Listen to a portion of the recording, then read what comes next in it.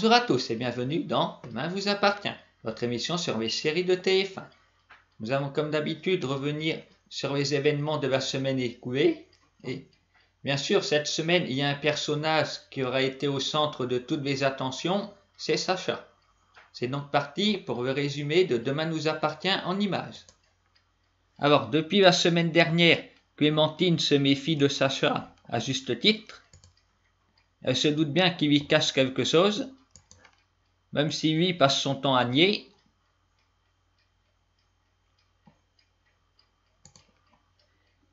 Elle va enquêter et penser qu'il a une relation avec Luisa, la femme qui paraît-il veut lui faire un procès à cause d'une blessure en sport. Bon. Apparemment ce n'est pas ça. Il s'arrangerait à l'amiable, d'après ce qu'elle a dit, et le bouquet de fleurs était pour elle. Voilà aussi ce qu'elle a dit. Alors, on peut se poser des questions. A-t-il une relation avec celle-là? Est-elle complice de quelque chose? Alors, c'était une fausse piste? Enfin, toujours est-il qui prouve bien que Clémentine se méfie de lui et qu'il devrait faire attention. Ben, il a de plus en plus de pression puisque une autre femme est en contact avec lui et lui demande de l'argent. 20 000 euros. Alors, c'est assez flou pour le moment entre deux. Elle a tout de même dit quelque chose qu'il faut retenir. Tu vas trouver un autre pigeon à arnaquer. Alors, d'après ce qu'on peut comprendre, il aurait abusé d'elle, en tout cas financièrement. Et là aussi, elle veut s'arranger à l'amiable, c'est-à-dire il rend le pognon, elle ne prévient pas la police, elle ne prévient pas sa famille. Voilà pourquoi il veut emprunter partout de l'argent, et comme il n'arrive pas à rassembler cette somme importante, eh ben il a été la piocher dans la cagnotte de Solène. Voilà, pas gêné, 20 000 euros en moins. C'était pourtant écrit, c'est pour financer son opération. Elle est inquiète là-dessus. Il la rassure soi-disant, et puis voilà qu'est-ce qu'il fait derrière, parce que les 20 000 euros manquants, il va quand même bien s'apercevoir qu'ils ont disparu. Alors après, il va faire quoi? Prétendre qu'il va demander une enquête à la police, et il ne le fera jamais parce qu'il sait très bien qui est le coupable. Il faisait de toute façon ce numéro-là aussi avec l'assurance, avait relancé l'assurance, or il savait très bien qu'il n'aurait rien, mais il mentait. Sacha est un menteur professionnel.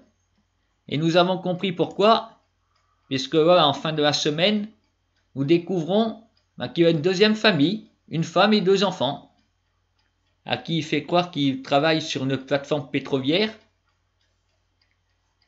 Bref, Sacha est un bon gros mytho, voilà, qui ne va pas arranger ses rapports avec Ben quand il sera au courant. Au départ, Ben passait pour un adolescent difficile. Avec un père pareil, ça se comprend. Il aura bel et bien des motifs d'être furieux avec lui. Il n'y aura pas que la mort de sa mère, qui est d'ailleurs peut-être liée à ça. Si ça se trouve, il était en train d'envoyer un SMS à sa deuxième femme, quand il a eu l'accident de voiture qui a tué la première. Parce que je dis bien la première, parce que c'est sa famille légitime. Ben et Solène, Tristan est au courant. Il ignore totalement qui sont les autres. La preuve. Il voyait Sacha avec sa fille, lui il pensait que c'était sa maîtresse. Une autre personne qui a un petit peu une double vie, c'est Charlie, sauf qu'elle n'a pas autant d'expérience. Et Jules a fini par surprendre la conversation. En même temps, qu'on habite tous sous le même toit, c'est un petit peu dur de la jouer discret. Alors si Charlie n'est pas enceinte, Jules a quand même appris qu'elle a fait l'amour avec Gabriel. Lui a été furieux, il est parti de la villa. Après, on n'a pas vu grand chose cette semaine dans la villa. Les révisions du bac constituent même pas une intrigue secondaire. Voilà, nos lycéens, ils ont terminé leur 2e semaine là-dedans. On n'a pas vu beaucoup, les parents qui passaient au début. Sinon, nous aurons vu quelque chose à la fois d'amusant et d'effrayant. C'est Xavier qui redécore ses Chloé. Alors, voyons des masques primitifs avec des vrais cheveux qui nous dit.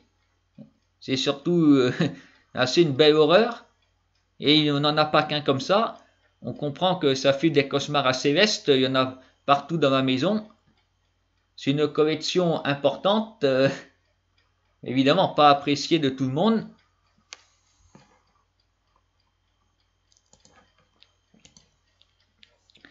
Marianne, quant à elle, est à contre-cœur en train de faire la mission confiée par la police, à savoir maintenir David à l'hôpital le plus longtemps possible afin de coincer Aurélie Doumergue.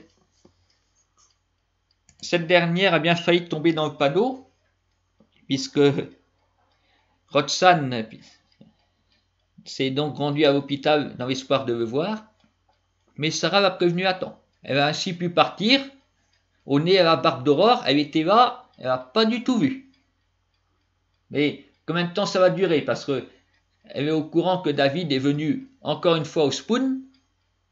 Alors, bien que Roxane s'était débrouillé pour éloigner les soupçons la première fois, que va faire Aurore? Un deuxième test ADN? Nous verrons bien. Autre moment assez amusant, bien que pathétique, c'est Samuel qui s'entend très bien avec son beau-fils, un petit peu trop d'ailleurs. Voilà. S'il y en a un qui a 40 ans, il a surtout 20 ans d'âge mental. C'est pour ça qu'ils sont tous les deux en train de boire et de voler un bateau sur le port. Alors évidemment, ils se seront fait arrêter par la police, mais l'affaire s'est tassée, grâce à Aurore certainement. Ce que nous craignions depuis plusieurs semaines a fini par se produire. Sophia a décidé de rompre avec Arthur. Est-ce que ce sera définitif? Est-ce qu'elle va revenir à la raison? Parce qu'avoir une relation avec un mec en prison, ça va pas forcément la combler. Mais bon, voilà. Sophia est en train de faire sa Soraya. Elle aussi était en couple avec quelqu'un et a décidé d'y mettre fin pour un individu en prison. L'histoire se répète. Jusqu'à quel point? Est-ce que Arthur il va faire comme Rémi, finir lui aussi en prison? Bien que nous ne soyons pas sûrs que Sophia va vraiment continuer à aller voir Romain, puisque là nous la voyons, elle va faire la connaissance d'Adrien et ça semble très bien se passer entre eux, un petit peu trop d'ailleurs au goût des pères de Sophia. Il est vrai que Adrien est assez inconséquent. Pour une fois, Samuel se méfie de lui. Quand il s'agit de sa propre fille,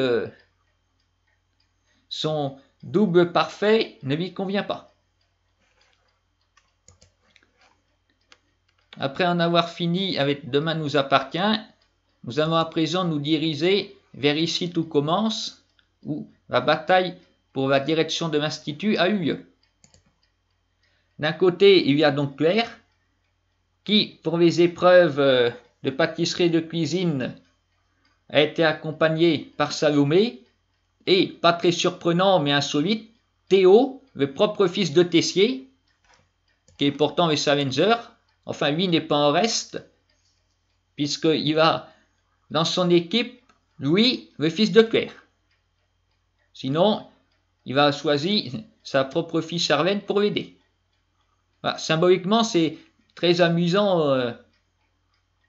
On aurait pu penser qu'ils auraient chacun leurs enfants. Lui, il en a deux. On aurait pu penser qu'il y aurait eu ces deux enfants de son bord. Eh ben non.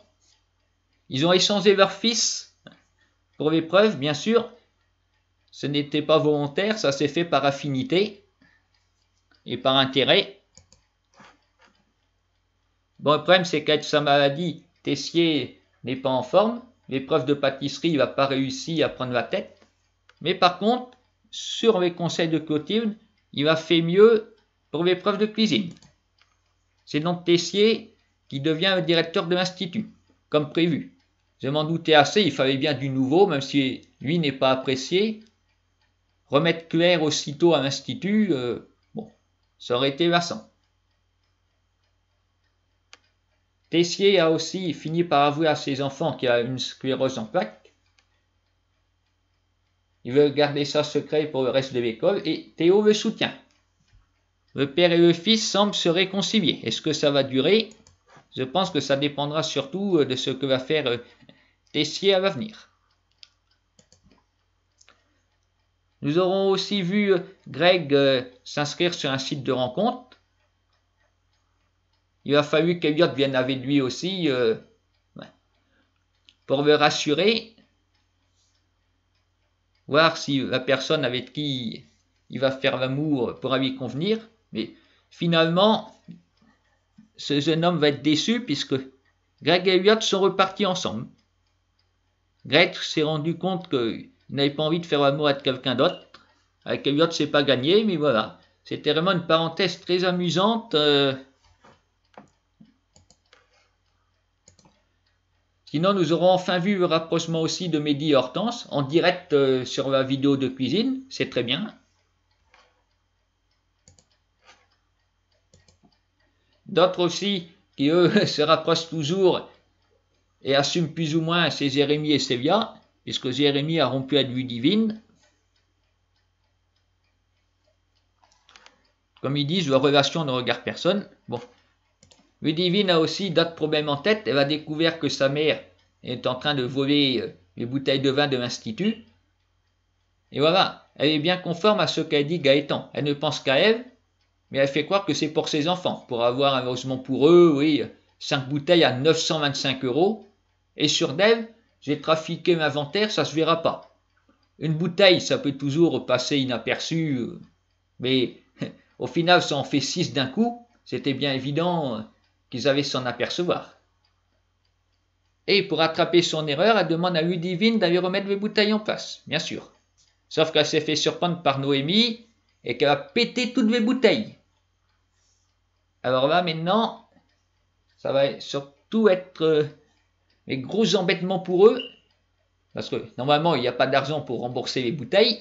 Ils ne vont pas en tirer le moindre centime puisque tout est par terre. Alors, comment va-t-elle se régler?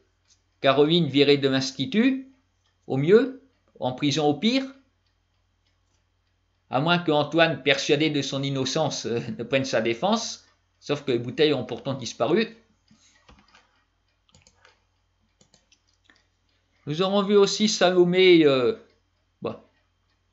qui se rapproche de sa professeure Olivia. On nous avait dit qu'elle était là pour 2 semaines. Là, on a entendu, finalement, elle est là pour 1 mois. Son contraire allongé. Tant mieux peut-être parce qu'on n'a pas voulu beaucoup faire les cours de cuisine. On a plutôt vu noter Claire et Tessier en tant que membre du jury. Elle aussi vient de la DAS comme Salomé, qui voit un favoritisme de sa part et ça ne lui convient pas.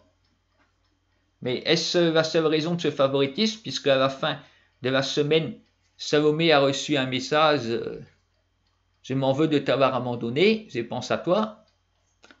Alors, on peut bien supposer que ce message arrive tout d'un coup. Pourquoi? Parce que l'auteur n'était pas dans l'Institut, que c'est Olivia, et donc Olivia serait la mère de Salomé. Ou ce serait trop évident, peut-être c'est pas la mère, mais elle connaît la mère. Nous verrons bien la semaine prochaine si Salomé se rend tout de suite au rendez-vous ou non. Voilà, alors il se passe des choses pour nous tenir en haleine. Avec Salomé, on se demande, mais c'est surtout Sacha, qui cristallise vraiment toutes les attentions, d'autant que le bonhomme, il réussit à casser une double vie depuis 20 ans, mais il y arrive de moins en moins. À mon avis, la semaine prochaine, ça va être découvert. Nous, les spectateurs, on sait enfin ce qu'il fait. On se posait des questions. Et la semaine prochaine, à mon avis, il y aura d'autres personnes au courant. Il commence à être cerné de toutes parts, le bonhomme. Je pense qu'il ne s'en rend pas bien compte. C'est Avetz qui, le premier, avait des doutes. Bon, il a réussi à retourner la situation en organisant un repas d'anniversaire pour Clémentine. Voilà comment il justifiait ses absences. Là, ça a marché. Le problème, c'est qu'il a récidivé. Il a été vu avec un bouquet de fleurs. Alors, apparemment, ce serait juste pour une cliente avec qui il avait des problèmes. Si c'est ça, je dirais, c'est réellement le destin et le karma qui a voulu que quelqu'un me voie avec le bouquet de fleurs. C'était pas pour sa deuxième femme, c'était pour quelqu'un d'autre, mais voilà, ça suffit à alimenter les doutes qui sont légitimes. Et pour Sacha, la meilleure défense c'est l'attaque. Que fait-il avec Clémentine? Eh bien, il laisse traîner exprès son téléphone portable. Comme ça, il savait qu'elle allait jeter un œil, il arrive tout de suite, il fait la victime, pour que Clémentine culpabilise et lui foute de la paix. Oui, sauf qu'il arrivera de moins en moins, parce que du coup, il a été contraint de faire appel à Tristan pour lui servir d'alibi.